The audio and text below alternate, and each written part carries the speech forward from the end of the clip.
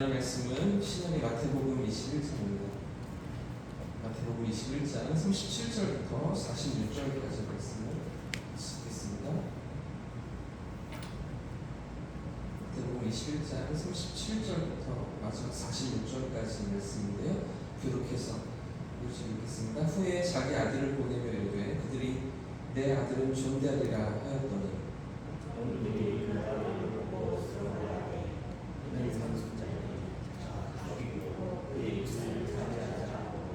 이에 자가 포도원 밖에 내쫓아 죽였느니라. 그러면 또 주인이 올 때에 그 공들을 어떻게 하겠느냐. 그들이 말하되 그 악한 자들을 진멸하고 포도원은 제때 열매를 바칠 만한 다른 농부들에게 새로 줄지니이다.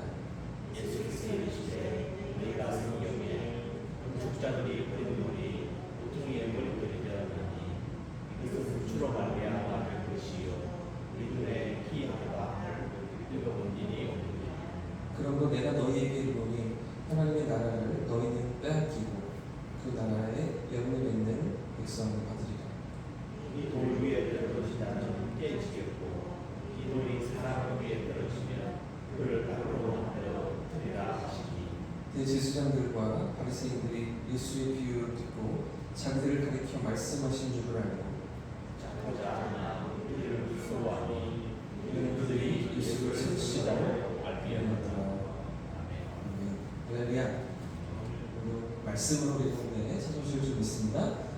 어제 우리는 악한 농부 비유의 전체적인 배경을 살피면서 예수님께서 가르쳐주시는 하나님의 성품을 확인해 보았는데 어떤 하나님의 성품이었습니까? 하나님의 기다리시는 분이었죠. 하나님의 오래 참으심이었습니다. 인내하시고 기다리시면서 오랫동안 또 품으시는 그런 하나님이셨는데 포도원을 많은 공을 들여 만드시고 농부들에게 맡기시면서 잘 돌볼 것을 부탁하셨던 하나님은 이제 시간이 되어서 때가 되자 열매를 거두기 위해서 종들을 보내게 되죠.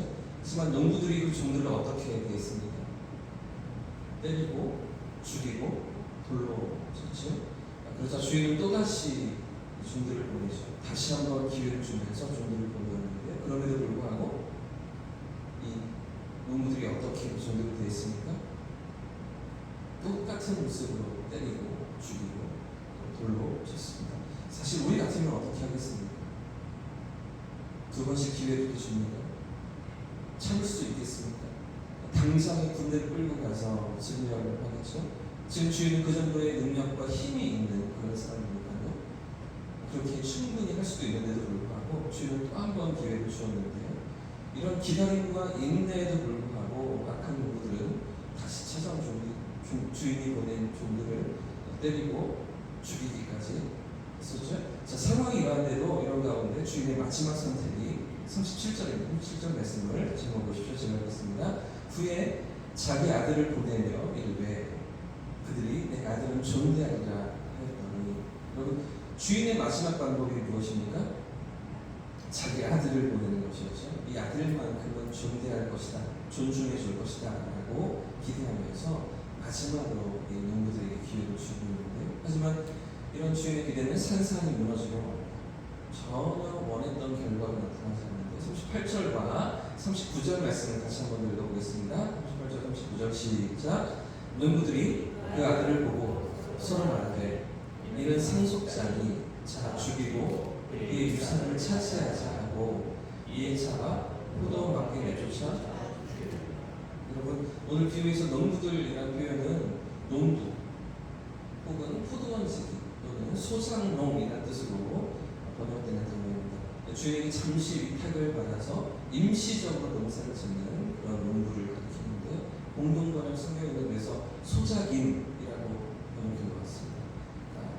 그에 비해서 지금 우리 본문에 등장하는 아들은 어떤 존재입니까? 이 농부에 비해서 아들은 어떤 대상입니까?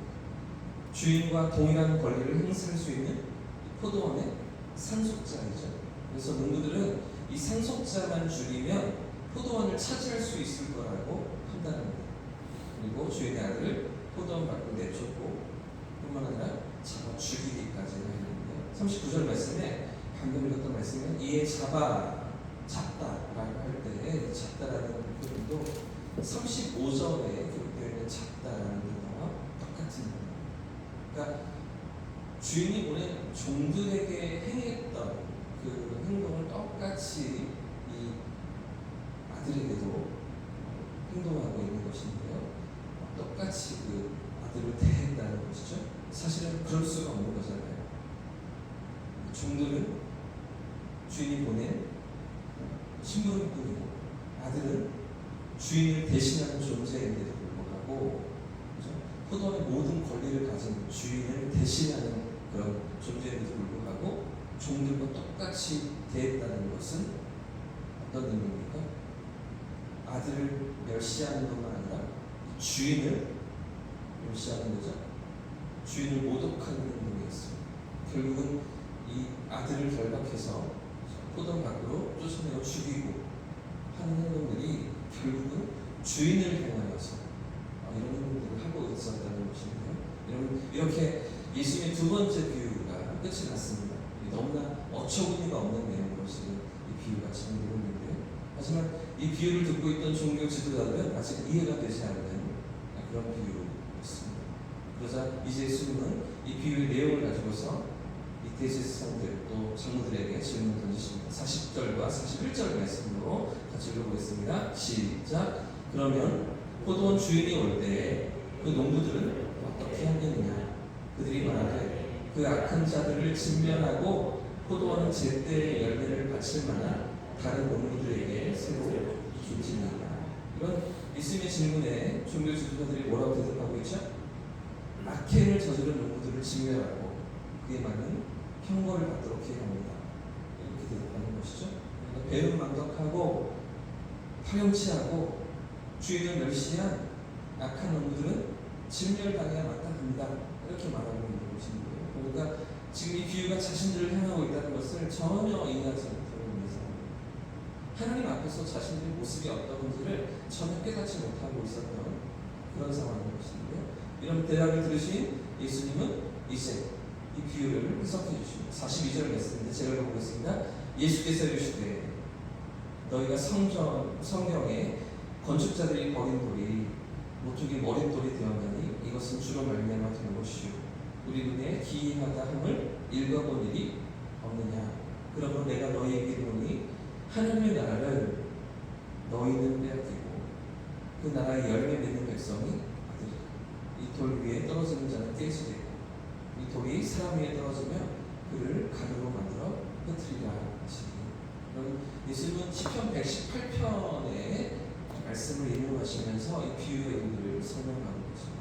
건축자의 버린 돌이 모퉁이의 머릿돌이 되는 것처럼 지금 너희들에게 멸시받고 배척받는 자신이 교회의 머릿돌이 될 것이라고 자신에 관한 말씀을 예수님께서 하시는 것인데요. 뿐만 아니라 또 앞에 있는 이 대제사장들로 장로들을 향해서 말씀하시죠. 43절 말씀에 그러므로 너희에게 이르노니 너희에게 이르노니 이렇게 말씀하십니다.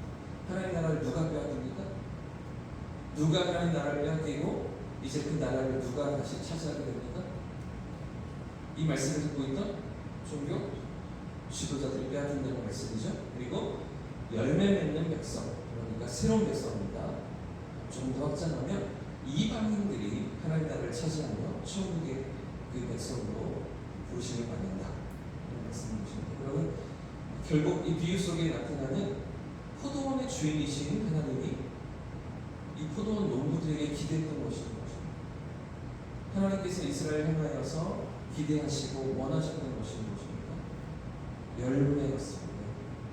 열매 맺는 백성에게 다시 맡기겠다라고 하시니까 결국은 원하셨던 것이 열매라는 것이고요. 결국 이스라엘은 열매가 없었고 그 백성들이 열매를 맺도록 바른 길로 이끌어야 하는 책임을 가졌던 책임을 맡았던 종교 지도자들은 전혀 자신의 역할, 그 책임을 하지 않고 있었다는 것이죠. 오히려 악한 농부들과 같이 자기들의 배를 채우는데 혈안이 되어 있었다는 그런 비유의 말씀이었던 것이죠. 여러분, 오늘 이 자리에 있는 저와 여러분은 이런 악한 농부들이 쫓겨나고 포도원에 들어온 새로운 농부들과 같습니다. 이스라엘이 예수님을 거부하고 받아들이지 않았기 때문에 결국 복음이 그들보다 먼저 우리에게 향하였기 때문인 것입니다. 그러면 결국 하나님 나라 포도원에 들어온 우리에게 하나님께서 기대하시는 것인 것입니다. 새로운 농부들에게 포도원을 맡기시면서 우리에게 요구하시고 우리에게 원하시는 그 결과가 무엇입니까? 열매라는 것이죠. 결국 하나님은 열매가 나타나기를 원하신다는 것입니다. 여러분, 오늘 우리 삶에 열매가 나타나고 있습니까? 오늘 우리 삶에는 하나님께서 원하시는 열매가 맺혀지고 있습니까? 그 열매가 어떤 것들일까요? 하나님께서 우리를 당신의 백성으로 부르시면서 포도원으로 부르시면서 우리에게 원하시고 기대하시는 그 열매는 과연 어떤 것들입니까? 우리의 삶에 하나님 백성다운 모습이겠죠. 더 나아가서 예수님을 닮아가는, 예수님의 형상을 닮아가는 그런 삶의 열매가 우리가 나타나기를 원하시는 것 아니겠습니까? 여러분, 오늘 우리는 포도원에 들어오고 새로 부름받은 농부들임을 기억하면서 그 은혜 가운데 우리가 서 있음을 기억하면서 오늘도 하나님께서 기뻐하시는 그런 열매로 비춰지는 저와 여러분의 삶이길 원합니다. 그런 삶의 자리로 나아가는 오늘 하루가 되시기를 예수님의 이름으로 축복합니다. 이렇게 찬송하고